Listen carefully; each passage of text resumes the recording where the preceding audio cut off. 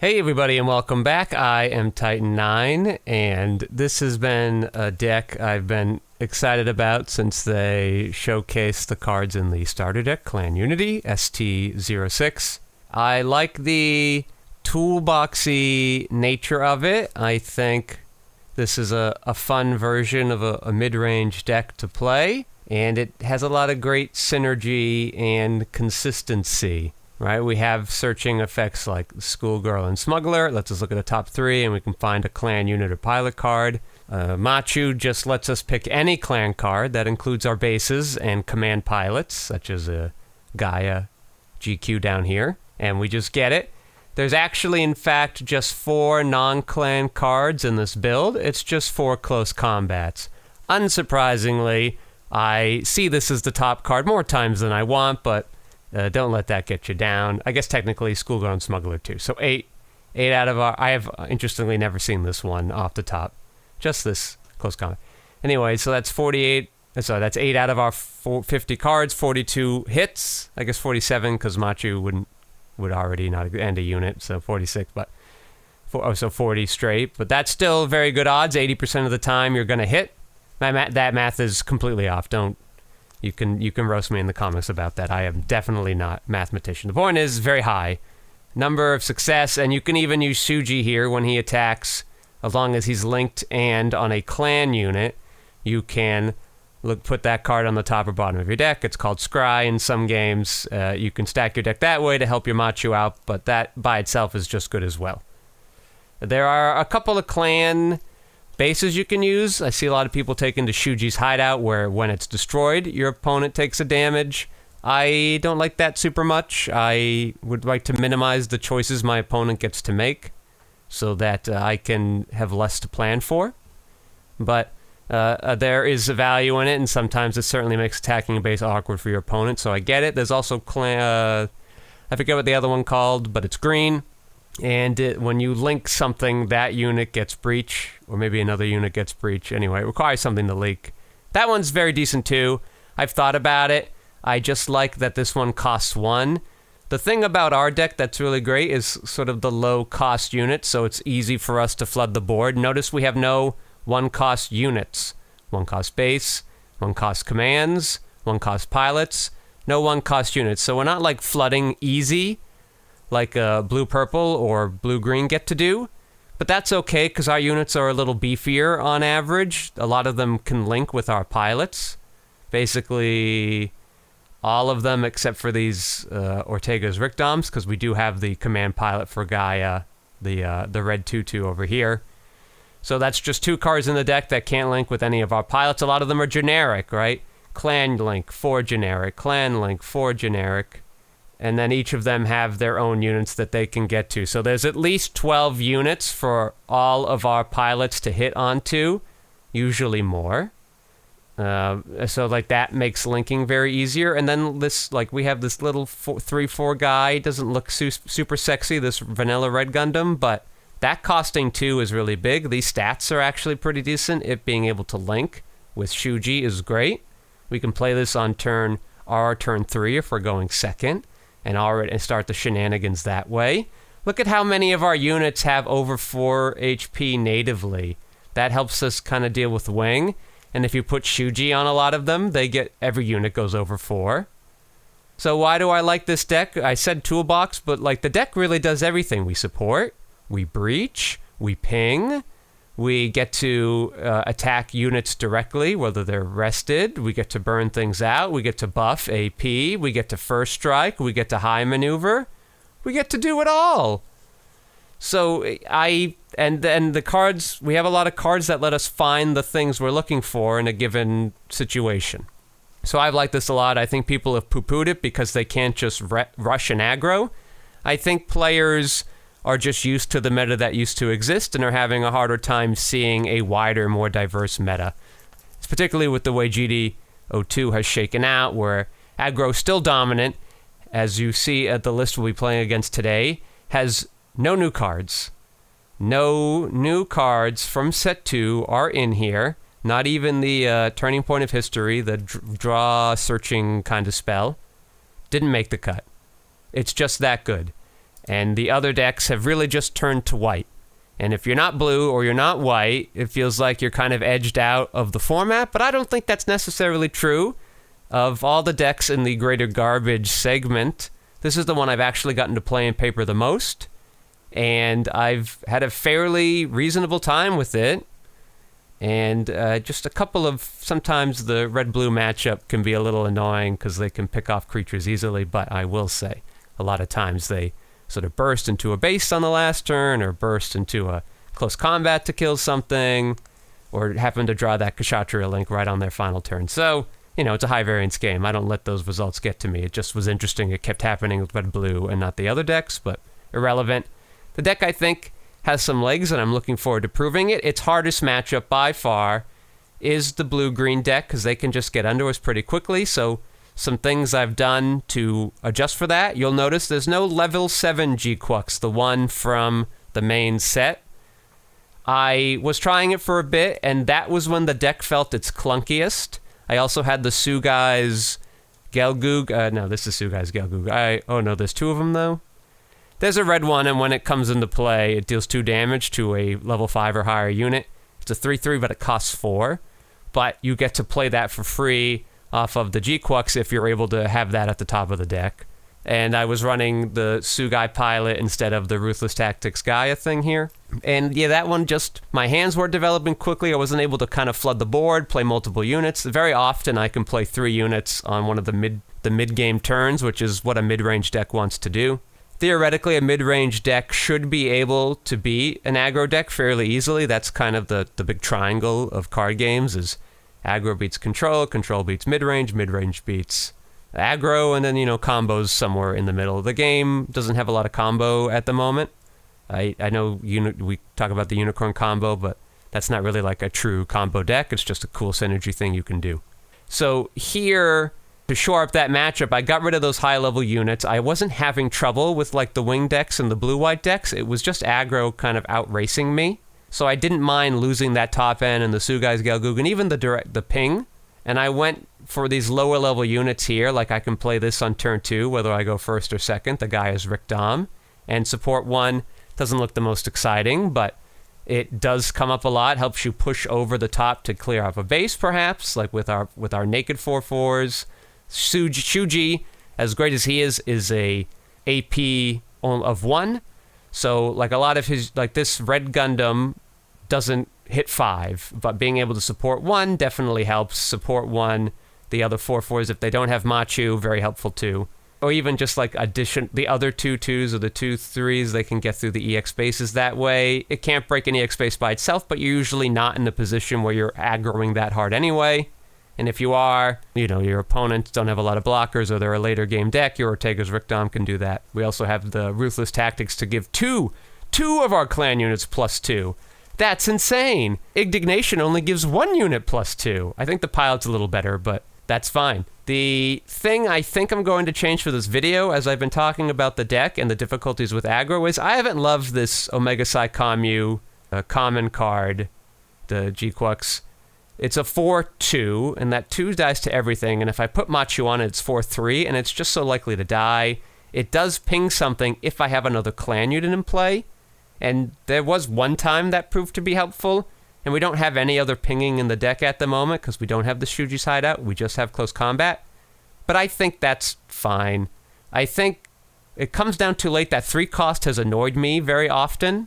And this Ortega's Rick Dom, even in non-aggro matchups, has actually proven to be very helpful for killing standing units that could cause a problem, like an Unlinked Gundam, any of the Char units, blockers. Like if I know I want to kill a bigger creature, but there's a blocker in the way, I can throw a littler, crappier unit against it so that the bigger unit can do it. I can also just save my red Gundam from the main set with high maneuver to get through it that way.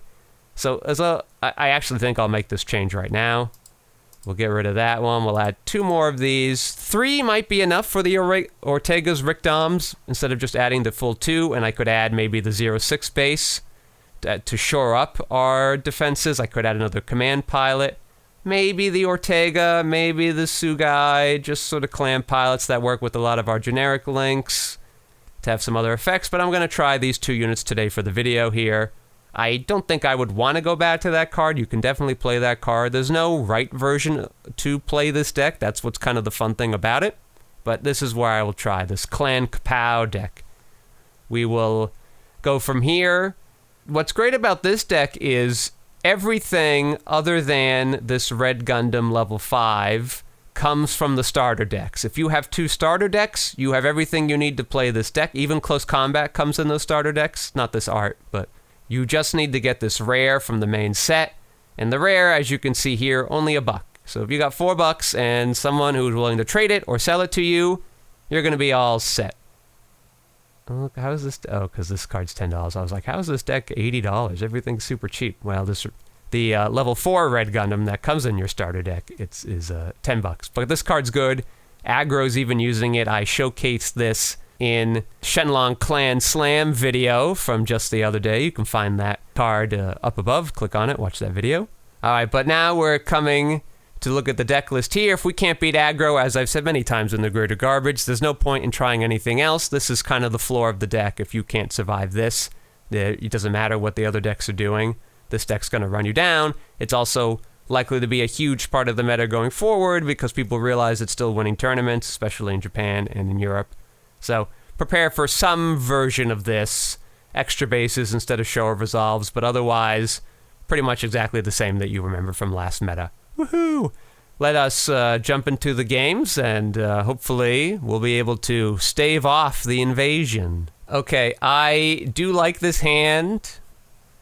We have the 2 close combats. That's killing their early units really quickly. I think that's great. We have a base. I think that's great. I know it looks scary because we have no other units, basically. Interestingly, this Gaia command pilot will link with our Red Gundam should we get to turn 5, but I think the part of how we're going to get there is we've got these 2 close combats and just we're going to mow down our opponents there. Because we have to take a controlling matchup, I think this is great. I wouldn't keep this hand against other opponents. I wouldn't even keep it in the mirror because a lot of their stuff has 3 HP or more. But definitely what we want here. If we find the Sugai's Gelgoog, we can even link our Gaia command with that. The plus 2/2 is not always the most helpful in this matchup. A lot of our units can trade naturally with theirs favorably, and the base is going to be able to let us, once we get a link unit, get that plus 2 AP. But we do have that in the hand should we draw pretty poorly after that. But the good news is, once we get past these early turns, there aren't really that many bad draws in the deck. The 2/2 level 2 cost 2 units, this guy's Ricdom, Gaia's Ricdom, that's a nice card you can see. That's something you want to look in your hand so you can make those early trades and keep them from flooding too hard. The Ortega's Ricdom, the one that lets you attack active units with 3 AP or less, that one's great too, but it's okay. We don't have it right away. You kind of want other units already on the board to take advantage of it. So no need to mulligan here. We're going to have to kill some stuff. We're not likely to see them in bursts, but at least we have control over when and where we use them. We are drawing our high-level units just by drawing this LR G-Quux, so not the most exciting, but we are going to get to kill this 2/2. We're not going to do it this turn. We're just going to pass. They only have 1 unit, so that's pretty good for us. So look, we have this 3/3 here. I actually, I don't care what they're going to do with this base. I'm actually going to play this unit instead. If they want to put a pilot on it and break our EX base, that's fine. If they want to link up a Char and hit our base and a shield, that's fine, because our Sugai's Gelgoog will trade with the Char. And then we can also next turn fire off a GM, and there's even play a base or play another unit if we can find one of the 2-cost ones. So because they're not threatening us they don't have too quick of a start here. We're going to play that. My guess is the computer's hand has a lot of link pilots, link units, things like that. Yeah, you're not killing my base in one go. I don't even care about you. They have the 1G fighter. Definitely not on the turn they wanted it. Interesting, they wanted to play that this turn. I could attack into this 2/2 right now and make it my Sugai's Gelgoog very pingable for them. I don't know if I love that. They could swing with 2 units this turn. Okay, here's what I'm going to do. I'm going to sort of try to press my advantage because they've stumbled a little bit. I'm going to just hit this EX base. Get that cleared up, right? Because if you're just playing hard control against them, you're going to stabilize, but they're going to be able to kind of claw back afterwards too. So we're going to pass here. All right, we're going to be able to attack with this Rick-Dom into that 2-2, or even this 3-2, which is a trade I like better. If they want to attack me instead, again, they're not enacting their game plan. And we don't necessarily have to use our EX resource here. If they play a whole bunch of units, we will have to do that at the end of turn, which will be a little unfortunate because I won't get to play out these big units here. But we only have the one ruthless tactic anyway, so it's not the most exciting at the moment. We're just going to end the turn here. Could be greedy, but I think when they just have such a big board presence usually that if they're falling behind you or you're able to kind of keep parity, I think you need to press that advantage when you can, because then you force them to awkwardly have to try to race you. Computer's thinking too hard. Okay, they've got the linked Gundam. This is probably why they kept the hand that they did. If they attack my Rick-Dom, okay, this is an interest. Oh, because they have the +3? Yeah, that's fine. See, again, they're not attacking the units they want to attack. They shouldn't have attacked here. That was silly of them. But I'm going to let them. They should have attacked with the Gundam into that. It would heal fully, and they still get to break this base and have that extra unit here, but that's fine. We were probably going to kill that thing anyway. We just get to keep the extra close combat in hand. Maybe they're afraid I have the close combat. You know, it is what it is. Okay, so now is an excellent time to use this red Gundam with the Gaia, and we'll just get to trade. I know it's not the most fun, but Amuro Gundam has to go. It's public enemy number 1. We don't have to... High maneuver's not super important in this matchup anyway, for obvious reasons, so let's just trade while we can. We went 2 for 2 here. Pretty good, where we could use this EX resource now to set up next turn. We could play the base now, but yeah. Right, nothing in the deck costs 6. The base, playing the base naked isn't the best, because I might want to try to take advantage of this effect, and Smugglers gives us a lot more control over what we're seeing. And if they rush with a unit next turn, they're going to kill the base anyway, and so might as well just let them have the card for now. Okay, that's Schoolgirl Smuggler. You can find a Machu. We could do some cool first strike stuff. We do find a Machu. We also have the guy as Rick-Dom, but the Machu's more helpful at this point in the game. We don't have to necessarily attack with that next turn if there's not a good target. And if they play any 2-2s, we have these close combats. We can play both next turn and kill their stuff. 3-3, that's annoying. A base, that's also annoying. Alright, there's a 2-2 though. And we have a second base. Okay, let's definitely play one base now that we know we have one. See what we draw so we can have full information. The Shuji. Okay, I will attack their base. We obviously won't get the first strike, but the only way they can kill it is with a linked unit or one of these two, and they have a pilot at the same time. And if they're doing that, they're not breaking my base in one hit and letting these two creatures hit my shields afterwards. So let's do that, and we'll get these close combats off in a future turn. And the Machu will give us an extra card, theoretically. We've already seen 3 of the cards that it can't pick, so there's only 5 of them left in the whole deck, so that's pretty decent for us. Let's look at our top card. Yeah, all right. We can rush that with Shuji next turn. That will be great. If we draw nothing else, we have first strike, but that won't matter, because sadly, nothing for us to attack. That's okay. We get rid of this big pain in the butt base, and even better, it's a base that didn't make a Tall Geese or Leos. So they're not going as wide on us as they'd like.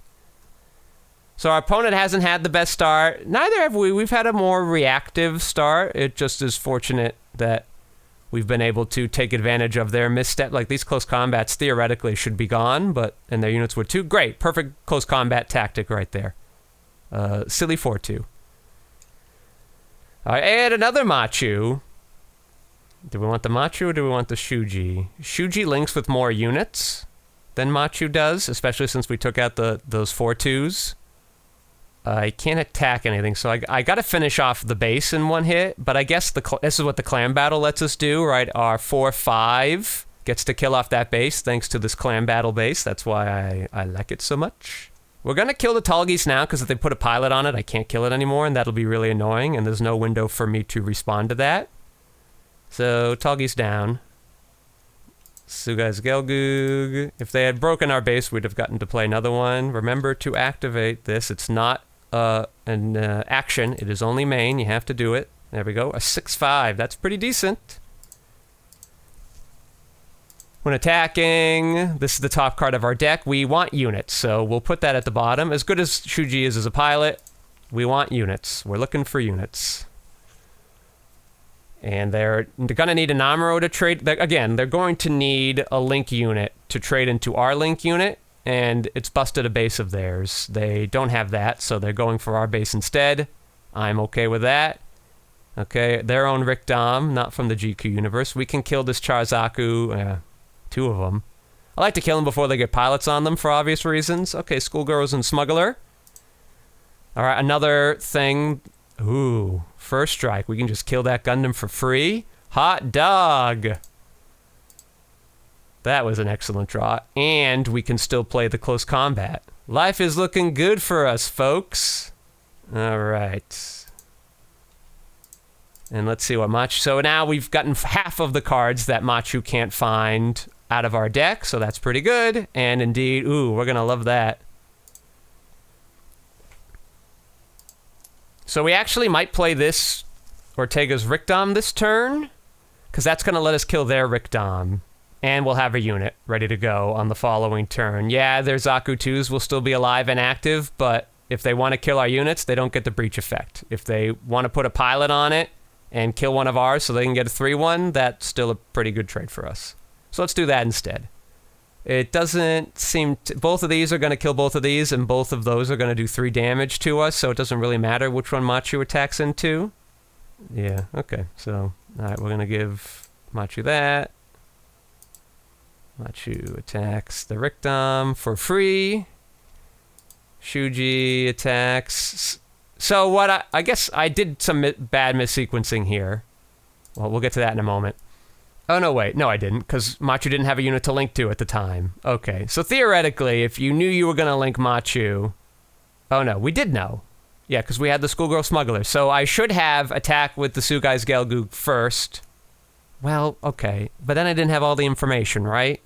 So, like, I would have attacked Sugai's Gelgoog into the shields because I knew I wanted to first strike into that Gundam, thinking that was the only target I could attack of a unit. But because... So I would do that first to make sure that my Machu would see a clan card, i.e. if the card on top is clan, I keep it there, and then I know she's getting a free card. But because we didn't do that, we got to... not burst, but search into the Ortega Rickdom that let me kill out 2 units that way. Now, that's not the end of the world, because I would have gotten to close combat one of their units, but I did get to kill a more impactful unit in their guy's Rickdom for it, so I technically played incorrectly, but I did benefit from it. And the thing we would have gotten... I know, we still would have gotten this... That would have been on top. We would have gotten it next turn. This is a deck that you don't get, like, free wins with it. You're not rushing people down... like with the blue-green deck, the one we're facing.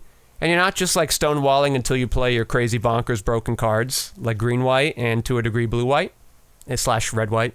You do have to avoid these minor mistakes. There's not a lot of great catch-up mechanics. Obviously, the Machu and the Schoolgirl help to ease that a little bit, but that's just something to keep in mind. Is obviously it worked out for us pretty decently here, but if that had been a close combat or a Schoolgirl, I would have been mad I didn't attack with this first. It's great that it did work out very well for us, but that is kind of how you want to handle things here. All right, anyway, back to our choice. Do we want to keep this on top? I don't think so. I think this, well, is just any unit good at this point, right? We don't have pilots in our hand anyway, and even if we draw one, there's no unit to go with it.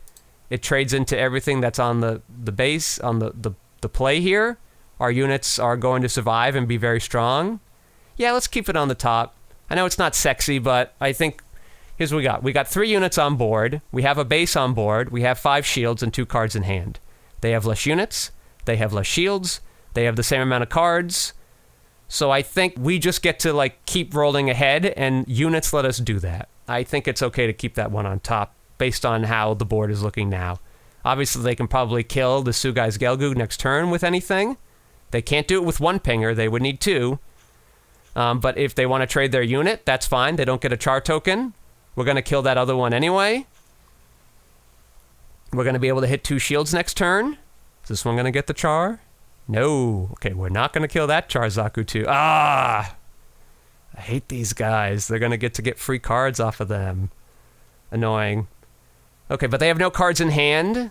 So I actually think we kind of want to be in trade mode here. The first thing I'm going to do, though, is play this base. Okay. Oh, no, didn't I take these out? Oh, no, I made the changes, but then I didn't import them into wing mode. Well, that's annoying, but is perfectly reasonable here. But look, it dies to all of these units. Super fun, I know. Okay, I think I want to keep this Machu around in case those are... The thing is, like, I could attack Rick Dom into their shields, and then attack G-Quux into the Char Zaku 2. But if I need to... Well, I guess if I need to... Well, but I need a link for this clan battle to work. I have the support 1 guy. Like, that could do something. Well, we definitely know we're playing this unit, at least. So, and we're going to deal 1 to... both of these 2 Zaku 2s are dying, so we'll just deal 1 to the other one. We know we're playing this. We have no need to support anything at the moment, and we're just going to kill you now. Okay. So now it's what do we want to kill this one with? Do I need the base buster? Do I want to make sure I have a base buster in place of this unit? And I think yes. Because I do have 4 of the units, so I will have 3 units to their 2. They are going to get a replacement one off of these guys. Maybe that's something to keep in mind. They can't ping down this one here. Yeah, alright, let's make them trade into us. Let's make them trade into us. Oh, they have the base anyway. Okay, now we're pivoting. We are actually just going to hit that base right now. They can't kill us next turn anyway. If they don't want to attack any of our units, they're going to die, so they're going to have to trade into our units. And these 2 they actually can't attack anyway, because they're not going to have activated, so we're going to at least clear them. Alright, clear the shields out. We're going aggro here. We're in charge. Alright, we have a bigger board. We have more shields. They technically have an extra card in hand. They'll have 2 next turn. They're going to get to replace themselves with these dumb Char Zaku 2s. They're not dumb. They're obviously very good cards. But certainly a reason why the deck is so viable. Alright, let's see what they've got for us. Yep, they're going to trade here. They're going to have to trade 2 units into it, because I guess they didn't draw a pilot. I'm a big fan of that. They don't want to finish it off. That is interesting. Maybe they're hoping to... No, because there's no pingers. Ah, they whiffed! Haha, you fool! Okay, well, they got one off that. But that's a mopey one. We don't care about that guy. Alright, this being a... If this 4-2 had been the... or was it the Ortega's Rick Dom, like it should have been, I don't think anything would have changed there, because we don't really want to kill those units if we don't have to. I guess we would have attacked, we would have had them down 3 units, but, like, we don't have to be control here, right? They had to sacrifice their board into us, because we just got far enough ahead. And we're going to do that again right now. If they have the Nail Argama, that'll be a little annoying. We don't this needs a link unit, right? Yeah, this needs a link unit, so we don't get to use Clan Battle to get the free +2 AP, but that's not the end of the world. Alright, no base, great. So they get to kill those 2 units if they would like, but we've got to play this fresh unit here. So they, unless they have a base, they don't have a way to keep us from winning next turn. Even Amuro, yeah. No, Amuro could do it. Then we could just do an even trade, but I'm still in a much better position than they are. They don't have the Amuro though, so we're looking good here. Just another Rick Dom. Nobody cares. Our Rick Doms are better. Hey, it's a Machu, but no need to slow roll. Let's just attack and win. Alright, so let's go back and look at the list. I did make the change here. Forgot to put it into wing table. Silly me. But it ended up not mattering, which is very lovely. We saw it at the right time. We didn't see that 3-cost 4-2 with a conditional ping unit. It's a condition you will often meet, but this 3-2 I think is more impactful in that. But we didn't even end up needing it. We drew the 1 of 2 that we had in the deck from the very beginning. Obviously they didn't get the fastest start. We didn't see a lot of their 2-2s. Okay, but we did see them swarm boards at the end, and we had the ability to control them. We did have those 2 close combats ready to kill units. If we were to see them, we were able to make positive trades. We had to do that 1 2-for-2 link into their armor-road Gundam that they slammed down on turn 4, which I don't blame them for doing. It's an excellent play. But otherwise, we didn't get to do any breachy stuff. That would have been fun. But our 3-3s got to kill their 2-2s. Our 6-5s got to kill their 3-2s. Or 3, in that one case, 3-4 for free. Or I guess it killed the Rickdom. It sort of was moot anyway. So we definitely 3-for-2'd them or 2-for-1 them a lot of the time. And that is what a mid-range deck can do. That is theoretically why a mid-range deck can eat up an aggro deck. Our units are bigger, and we get better advantage with them just by having a slightly higher curve or a slower playstyle, so on and so forth. Deck has legs. There are many ways to brew this. Many great. You want to play the other bases? I get that. You want to add additional bases like the 06 KaPOW or Underground base? Totally get that too. You want to put the 7 level in there? I get it. When it goes off, you feel like a god. When it whiffs, I don't think it's worth the cost or the deck slot. So I've chosen to go for something that's a little more consistent and a little easier to kind of stabilize early against all the decks or press an aggro advantage against the white decks. But certainly, please play all the different variations as you want. There's no right build. This is what I've found works well for me, but you can find many other lists out there of people also doing well with the deck. The deck isn't bad just because it doesn't have doesn't have a million 2-2s like other decks. It doesn't need to be an aggro deck. Midrange is a viable strategy in the format. Even the blockers don't scare me. If you need me to prove it, I will do other videos on the deck or similar builds of this deck to show that it can beat other archetypes too. Please break out of the mold. Everything doesn't have to be blue-green or blue-white or green-white. I know the card pool's small, but it has grown a bit, and see what else is out there. If we all keep playing the same 3 decks because we know they work, we're not exploring the full richness that the game has to offer. So thank you for watching this video, and I wish you the best of luck at your locals.